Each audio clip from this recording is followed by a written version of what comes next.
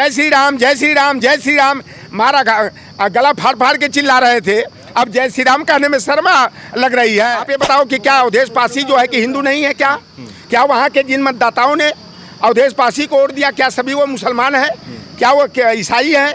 क्या वो हिंदू नहीं है क्या? भारतीय जनता पार्टी के इशारे पर जिस तरह से रामभद्राचार्य हो, चाहे राजू दास हो, चाहे परमहंस आचार्य हो, जिस तरह की जो है कि बेतुकी बयानबाजी कर रहे हैं, या तो पहले तो अगर ये अपने को बता दे कि ये संत है कि गुंडा है। 2024 चुनाव के नतीजों के बाद नई सरकार का गठन हो चुका है, लेकिन 2024 के चुनाव में उत्तर प्रदेश खासकर चर्चा में रहा। चर्चा में इसलिए रहा कि यहाँ से समाजवादी पार्टी ने भारतीय जनता पार्टी को धूल चटाते हुए प्रदेश की सबसे बड़ी पार्टी और देश की तीसरी सबसे बड़ी पार्टी बन गई। लेकिन उत्तर प्रदेश के जहाँ अयोध्या, जहाँ से लगातार भारतीय जनता पार्टी चाहे वो राम मंदिर उद्घाटन के बाद जिस मुद्दे को भुनाना चाहती थी, उस मुद्दे पे उसको मुंह की खानी पड़ी। अयोध्या सीट हारने के बाद जहां भारतीय जनता पार्टी की तरफ से सभी नेता चुप हैं, लेकिन भारतीय जनता पार्टी की तरफ से वहां के संतों ने इस समय मोर्चा संभाल लिया है। चाहे वो आज एक नए संत हैं जो कथावाचक कहें, संत तो नहीं कहेंगे, कथावाचक हैं, अनिरुद्धाचार्य ने एक कथा, अपने कथा में एक महिला ने उनसे सवाल किया और उस पर उन्होंने जवाब देते हुए कहा कि जहां जो राम को लेके आए वो चुनाव अयोध्या में हार गए, लेकिन राम भक्तों पर, कार सेवकों पर गोलियां चलवाने वाले वहां चुनाव जीत गए। तो हमारे साथ बात करने के लिए लौटर राम निषाद जी हैं, समाजवादी पार्टी पिछड़ा वर्ग प्रकोष्ठ के पूर्व प्रदेश अध्यक्ष भी हैं, अपनी बेबाकी से बात रखने के लिए जाने जाते हैं। अध्यक्ष जी, ये जिस समय संतों ने पूरी तरह से समाजवादी पार्टी के खिलाफ खासकर राम मुद्दे पर और अयोध्या मुद्दे पर पूरी तरह से मोर्चा संभाल लिया है। भारतीय जनता पार्टी के जो प्रवक्ता हैं, नेता हैं, वो तो चुप्पी साधे हुए हैं। कोई कह रहा है कि अयोध्या जाओ तो कोई खरीदारी ना करो, रामद्रोही हैं अयोध्या के लोग। तो कोई संत कह रहा है कि कार सेवकों पर गोली चलवाने वाले जीत गए और जो राम भक्त थे या जो राम को लाने वाले थे वो हार गए। तो इसको आप किस तरह से देखते हैं?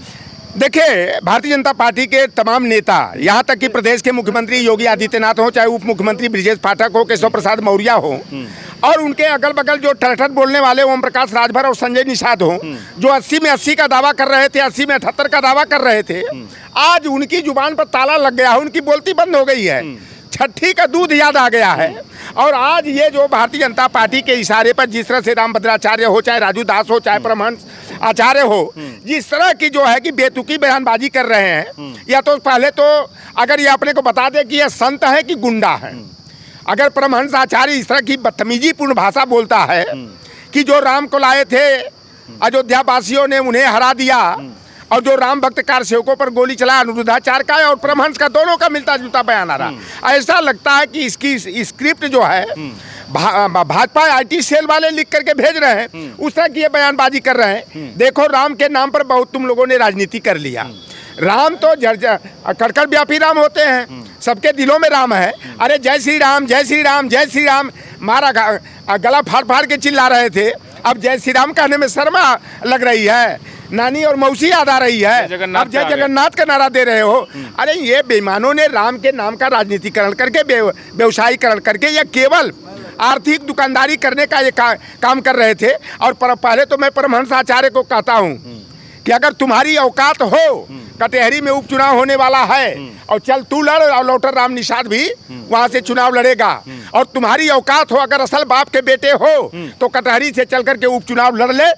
तुम्हें अगर हैसियत में नहीं ला दिया गया तो तुम्हारा जो बड़बोलापन है ना, कि कह रहे हो कि अगर भारतीय जनता पार्टी वाले हमको अयोध्या से लड़ा देते, और बताओ इतना बदतमीजीपूर्ण भाषा बोल रहा है। तो कह रहे हैं कि कुछ दिन के मेहमान है, बाई इलेक्शन यहाँ होने वाला है। अरे तुम अपना दिन गिनो। और इस तरह से बौखलाहट में पागलपन का जो कर रहे हैं, जब राम पथ पर, राम पथ के नाम पर, अब बताओ गरीबों के, तमाम लोगों के, पिछड़ों के, दलितों के, वंचितों के घरों पर बुलडोजर चलाया गया, उनको घर से बेघर किया गया, उन्हें DM सर्किल रेट पर जो है कि उन्हें मुआवजा भी नहीं दिया गया, तो क्या उनके प्रकोप का शिकार तुम्हें नहीं होना पड़ेगा? अरे बताओ कि रामनवमी का त्यौहार कब मनाया जाता है? चैत्र शुक्ल नवमी को मनाया जाता है।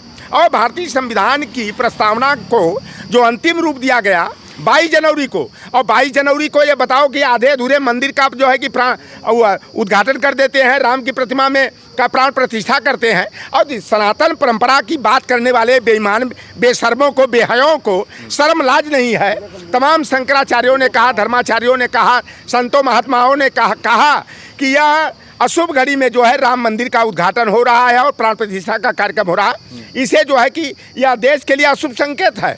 और यही बताओ, बार बार दौड़ करके जाते थे देश के प्रधानमंत्री, प्रदेश के मुख्यमंत्री जाते थे, कहीं जो है 24 लाख दिया जलाने का रिकॉर्ड कायम करते थे।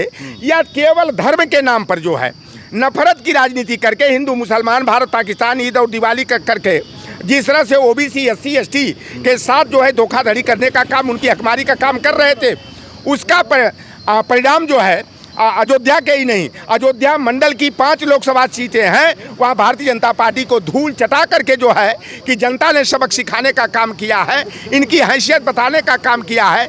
जो राम को लाए थे, राम ने उनको भगाया है। और इस तरह की अगर ये बात कर रहे हैं कि राम भक्त कार सेवकों पर गोली चलवाने वालों को अयोध्या वालों ने जिता दिया, यहाँ पर इनकी दुकान की खरीदारी मत करो। एक मिनट, आपने कहा कि जो राम को लाए हैं उसी पे यही जो भजन गायक हैं कन्हैया मित्तल, जो राम को लाए हैं हम उनको लाएंगे, वो इसी गाते हैं। और उन्होंने भी, उनका ये बयान आया है एक भजन के दौरान, उन्होंने कहा कि हिंदू क्यों हारा, और हिंदू इसलिए हारता है कि हिंदू संगठित नहीं है और हिंदू दोगले हैं। उन्होंने ये कहते हुए कहा कि जो हिंदुओं में जो दोगले किस्म के हिंदू हैं उनकी वजह से हिंदू और सनातन हारता है। इस पे आपको क्या लगता है कि जो भाजपा को वोट नहीं करेगा वो हिंदू नहीं माना जाएगा? देखिए, दोगला को सभी दोगला ही दिखाई देते हैं। जो बेस्या औरत रहती है ना, उसकी नज़र में दूसरी भी बेस्या ही दिखाई देती है। तो यह जो मित्तल की बात कर रहे हैं ना, ये खुद जो है कि ये बेहया है, ये खुद दोगला है, ये वर्णशंकर होगा जो इस तरह की बात कर रहा है। आप ये बताओ कि क्या अवधेश पासी जो है कि हिंदू नहीं है? क्या वहाँ के जिन मतदाताओं ने अवधेश पासी को वोट दिया, क्या सभी वो मुसलमान हैं? क्या वो ईसाई हैं?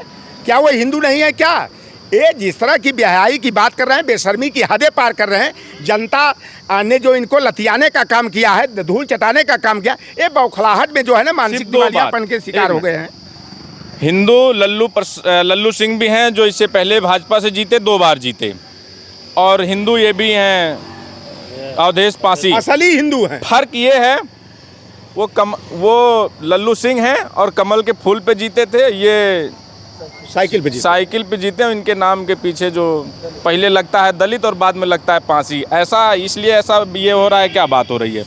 देखिए, ये सिंह होते या पांडे जी होते, मिश्रा जी होते, द्विवेदी जी होते तो ऐसा लगता है कि विरोध ना होता। ये तो बात सत्य है। अवधेश पासी एक दलित का बेटा, अयोध्या जैसी सीट जिस पर पूरे विश्व की निगाह लगी थी, वहाँ एक दलित समाज का व्यक्ति समाजवादी पार्टी के साइकिल पर इंडिया गठबंधन के प्रत्याशी के रूप में चुनाव जीत गया।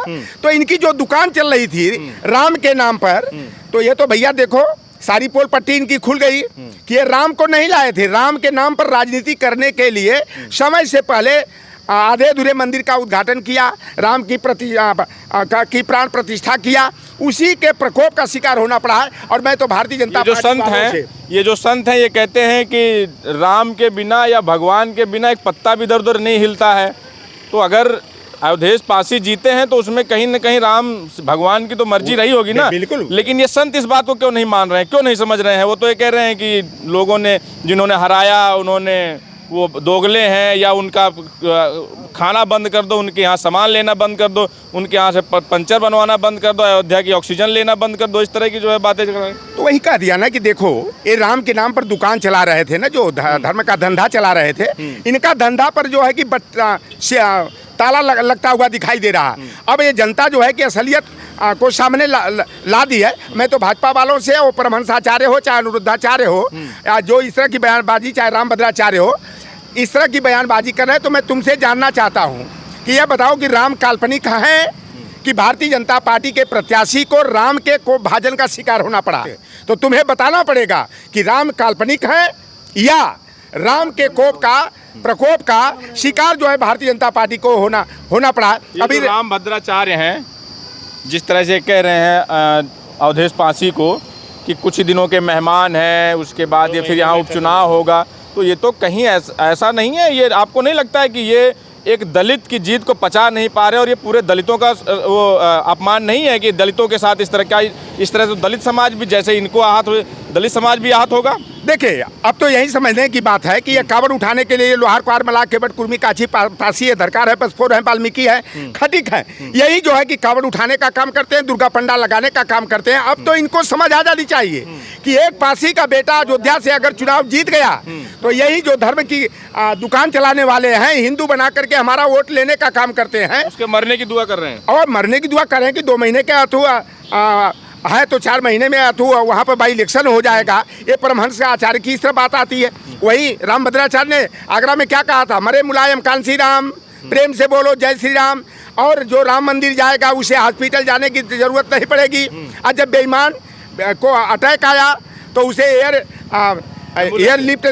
एम्बुलेंस से जो है कि उत्तरांचल में धामी ने भर्ती कराया, फिर उसके बाद जो है गुड़गांव के मेदांता में भर्ती कराना पड़ा, महीनों हॉस्पिटल में रहे। अभी वो अनिरुद्धाचार्य ने कहा कि अगर किसी महिला का को गर्भ नहीं ठहरता है, बच्चा नहीं पैदा होता है, तो जानवर को, गाय को जो है अनाज खिला दो, और गोबर जो अनाज का करेगी उसको धो करके पीस करके खाओगे तो बच्चा पैदा हो जाए।